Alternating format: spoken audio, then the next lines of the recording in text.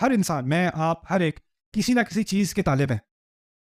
آپ اگر یونیورسٹی میں پڑھ رہے ہو تو آپ ڈگری کے طالب ہو، جابس کے لیے اپلائی کر رہے ہو تو آپ روزگاری کے طالب ہو، اگر گھر میں بیٹیاں ہیں تو رشتے کے طالب ہو، اگر آپ شوہر ہیں تو آپ سکون کے طالب ہو. ہاں، مختلف لوگ مختلف چیزوں کے طالب ہیں.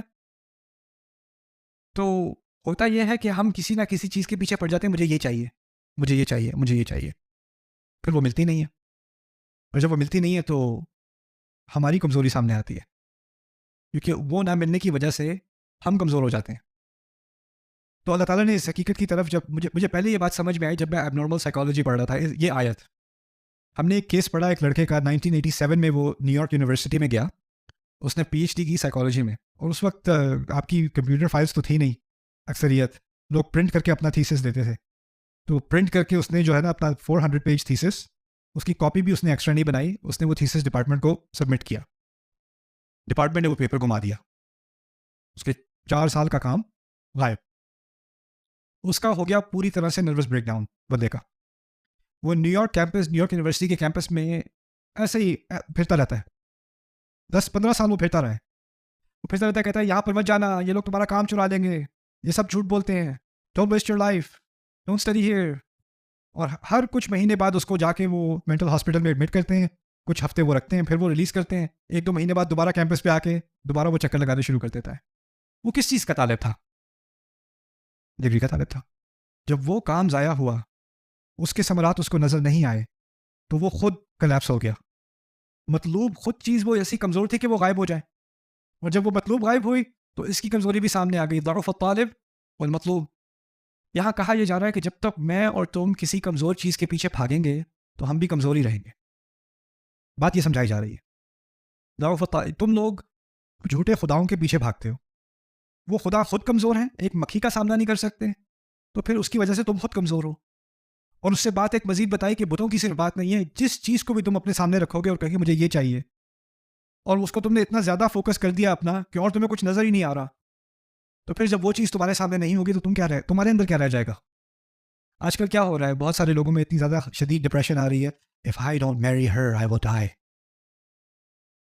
If he leaves me, I will be dead. اس قسم کی ذہنیت کیا ہے؟ ضعف الطالب والمطلوب. انسان کسی بھی چیز کا طالب آپ بن جائیں، آپ نے کمزوری ڈپریشن میں ہی رہنا ہے. ماں ہوتی ہے ڈپریشن میں آ جاتی ہے، میرا بچہ، میرا بیٹا اب بڑا ہوتا چلا جا رہا ہے، وہ زیادہ آزاد ہوتا چلا جا رہا ہے، اب اس نے ایک لڑکی بھی چن لی ہے شادی کے لیے، اب تو وہ اس کا ہو جائے گا، میرا نہیں رہے گا. تو ماں کو کمزوری، ڈپریشن، انگزائٹی آنی شروع ہو جاتی ہے، اور پھر وہ اس کو، بچے کو دوبارہ اپنی زندگی میں جیسے وہ پہلے تھا، پہلے والے کیوں نہیں ہو جاتے؟ کتنی جلدی میری بات، میں ایک دفعہ کہتی تھی بھاگ کے آتا تھا جی ماما، اب نہیں آتا، اب تو کال بھی نہیں اٹھاتا، اب تو فون بھی نہیں اٹھاتا، کیا ہو گیا ایسے؟ اب ماں کو ایک انگزائٹی ہو رہی ہے، اس کے اندر ایک کمزوری ہے، اس کو ڈپریشن شروع ہو گئی ہے، اس کو غصہ آنا شروع ہو گیا ہے. اب اس کی ساری کمزوریاں کس لیے؟ کہ جو چیز اس کا مطلوب تھی اس سے دور ہوتی چلی جا رہی ہے. تو اس میں اللہ تعالیٰ یہ بات سکھا رہے ہیں کہ شاید تمہارا مطلوب غلط ہے. دیکھیں اگلی آیت میں اللہ نے یہی بات سکھائی ہے، کہتے ہیں ما قدر اللہ حق قدرہ، انہوں نے اللہ کی ایسی قدر نہیں کی جیسے کہ کرنی چاہیے تھی، جیسے کہ اس کا حق تھا. کیا بات کہی اشارے میں؟ تم ہر کمزور چیز کے پیچھے بھاگتے ہو، تمہیں بھاگنا چاہیے تھا کس کے پیچھے؟ اپنے رب کے پیچھے. اپنے رب کے پیچھے بھاگتے، رستے میں نعمتیں آتی، رستے میں مشکلات بھی آتی، کبھی کبھی وہ نعمتیں تمہارے ہاتھ سے نکل جاتی، کوئی بات نہیں، وہ میرا مطلوب نہیں تھی، وہ نعمتیں تھیں، وہ نعمتوں کا میں شکر گزار ہوں، میرا مطلوب میرا رب ہے. رستے میں نعمتیں آئیں گی، وہ میرا مطلوب نہیں بن جائیں گی، ان چیزوں کو میں ان کو پسند بھی کروں گا، ان سے محبت بھی کروں گا، لیکن وہ میرا فائنل مطلوب نہیں ہے. ان سے آگے ایک مزید مرحلہ ہے، اس سے مزید مرحلہ ہے. اور یہ بہت مشکل درس ہے، یہ کوئی آسان کہنے، اس بارے میں بات کرنا آسان ہے، اس کو جینا مشکل ہے، یہ کوئی آسان چیز نہیں ہے. یہ اصل میرے نزدیک ایمان کے سب سے بڑے امتحانوں میں سے یہ امتحان ہوتا ہے، مطلوب کا امتحان، محبوب کا امتحان. جیسے پیرنٹس ہیں، ایک بیٹا ہے، مشکلوں سے جا کے ایک بیٹا ہوا، بیٹے کی پرورش کی، 18 سال کا ہوا، 19 سال کا ہوا، 20 سال کا ہوا، کالج سے گریجویٹ کر رہا ہے. جس دن گریجویٹ کر رہا ہے، واپسی میں گریجویشن سیریمونی سے واپس آ رہا ہے، موٹر سائیکل ایکسیڈنٹ ہو گیا. وہ جو خوشی کا دن تھا اس دن اب وہ جنازے والا دن ہو گیا. ماں ڈپریشن میں چلی گئی، اس کو یقین نہیں آ رہا یہ ہوا کیا میرے ساتھ. باپ خاموش، سب آئسولیٹ ہو گئے، سوشلی آئسولیٹ ہو گئے، ان کے تو آنسو نہیں رک رہے. کچھ عرصے کے بعد باپ جو ہے وہ فادر اپنی وائف کے پاس آتا ہے، کہتا ہے اللہ تعالیٰ نے ہمیں 20 سال کے لیے کھلونا دیا تھا کھیلنے کے لیے، ایک نعمت دی تھی، اسی کی دینے کی تھی، جس نے دی تھی اسے نے واپس لے لی. ہمیں ان 20 سالوں کا شکریہ ادا کرنا چاہیے. اس کے ذہن میں کیا ہے؟ وہ میں یؤمن باللہ یہدی قلبہ ہو، اس کا اللہ تعالیٰ پر ایمان ہوگا، اللہ تعالیٰ اس کے دل کو ہدایت دے دے گا، اس کے دل کو راہ دکھا دے گا. یہ نعمتیں، انسان کی نعمت، اولاد کی نعمت، والدین کی نعمت، زوج کی نعمت، دوستوں کی نعمت، پیسوں کی نعمت، رشتوں کی نعمت، یہ ساری نعمتیں جو ہے نا، یہ نعمتیں ہیں، لیکن یہ مطلوب نہیں ہے، یہ اصل گول نہیں ہے. یہ آئیں گی اور یہ جائیں گی.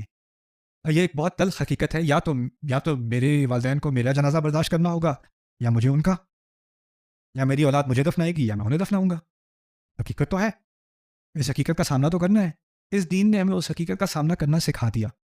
وہ کیسے؟ کہ ان چیزوں کو ہم نے ایک حد تک ان سے محبت ہوتی ہے، لیکن ان سے جدائی بھی جو ہے نا، وہ ہماری وجود کی انتہا نہیں ہوتی، کہ یہ نہیں ہوگی تو ہم برداشت نہیں کر سکیں گے، کچھ جی نہیں پائیں گے.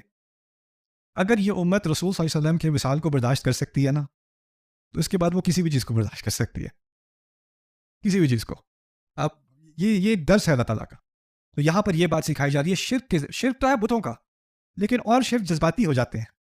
ہم جذباتی طور پہ کسی چیز کو اپنا الہ بنا لیتے ہیں. اسی لیے اللہ تعالیٰ نے ایک خطرناک باطل الہ کا جو بیان کیا ہے سورۃ الجاثیہ میں، وہ ہے ارأیت من اتخذ الہہ ہواہ. تم نے دیکھا ہے جس نے اپنی خواہشات کو، اپنے خواہش کو اپنا الہ بنا لیا.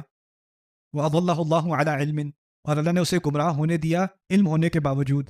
وَخَتَمَ عَلَىٰ سَمْعِهِ وَقَلْبِهِ، آیت پڑھی تھی ہم نے پہلے. اللہ تعالیٰ نے اس کے کان پر اور اس کے دل پر مہر لگا دی. وَجَعَلَ عَلَىٰ بَصَرِهِ غِشَاوَةً، اور اس کی آنکھوں کے اوپر پردہ ڈال دیا. فَمَن يَهْدِيهِ مِن بَعْدِ اللَّهِ، اللہ کے بعد کون ہدایت دے گا اسے؟ فَلَا تَذَكَّرُونَ، پھر یاد کرنے کی کوشش کیوں نہیں کرتے، یاد رکھنے کی کوشش کیوں نہیں کرتے؟ یہ زندگی تو ٹیمپرری ہے. اور ہمیں تو جس طریقے سے ہمیں اللہ تعالیٰ نے جو تیاری کرائی ہے ان مصیبتوں کی، موت وغیرہ کی، کسی اور قوم کو نہیں کرائی. انا للہ و انا الیہ راجعون. اگر میرا جس دن میں نے باجی کو دفنایا تھا، اپنی مجھ سے 1.5 سال بڑی تھیں، she was my best friend, جس دن میں نے دفنایا انہیں، تو میرے ذہن میں بار بار ایک ہی خیال آیا جائے. جب وہ ہسپتال میں تھی، ان کا کینسر بہت زیادہ سیریس ہو گیا تھا، تو ان سے بات بھی نہ کی جائے. ایک مشکل سے ایک لفظ منہ سے نکلے، مشکل سے، دیکھا نہیں جاتا تھا ان کو. جب اللہ تعالیٰ نے انہیں بلا لیا ہے، میں ایکچولی اس وقت مشکل سے ان کے منہ سے کچھ لفظ نکلے.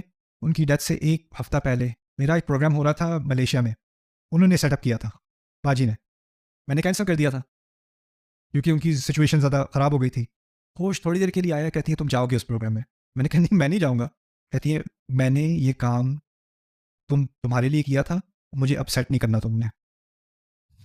تم نے جانا ہے. ان کی منہ سے کوئی آواز نکلتی نہیں ہے. اب نکلی ہے تو مجھے کہا ہے جانا ہے تم نے. تو میں گیا، میں وہاں گیا ہوں، پروگرام ختم ہوا ہے، میں ہوٹل میں پہنچا ہوں، مجھے کال آئی ہے، اللہ تعالیٰ نے بلا لیا. میں وہاں پہ تھا، وہاں سے سیدھی فلائٹ لے کے میں پہنچا ہوں. میری فیملی میں کسی کو جو ہے سمجھ نہیں آئی تھی کیا کرنا ہے. تو جب میں نے ان کو دفنایا، میں بات کا ذکر اس لیے کر رہا ہوں کہ جب میں نے ان کو دفنایا نا باجی کو، میرے ذہن میں بس ایک بات تھی. ہم اسپتال میں تھے، ڈاکٹر ان کا خیال کرنے کی کوشش کر رہا ہے، میں کچھ کہہ رہا ہوں کچھ پی لیں، کچھ کھا لیں، کچھ پی لیں، کچھ کھا لیں، ماما کر رہی ہیں، پاپا کر رہے ہیں، بہن کر رہی ہے چھوٹی. لیکن اب جب میں ان کو زمین میں ڈال رہا ہوں تو کون ان کا خیال کر رہا ہے؟ میں ان کو انسان کی دیکھ بھال سے نکال کر اللہ کی دیکھ بھال میں ڈال رہا ہوں. انا للہ و انا الیہ راجعون. اور یہ الوداع نہیں ہے، کیونکہ جب بھی ہم کہتے ہیں نا کہ ہم نے بھی اللہ کی طرف واپس آنا ہے، تو ہم ان کے بارے میں تھوڑی کہہ رہے ہوتے ہیں، وہ تو چلی گئی. کس کے بارے میں کہہ رہے ہوتے ہیں؟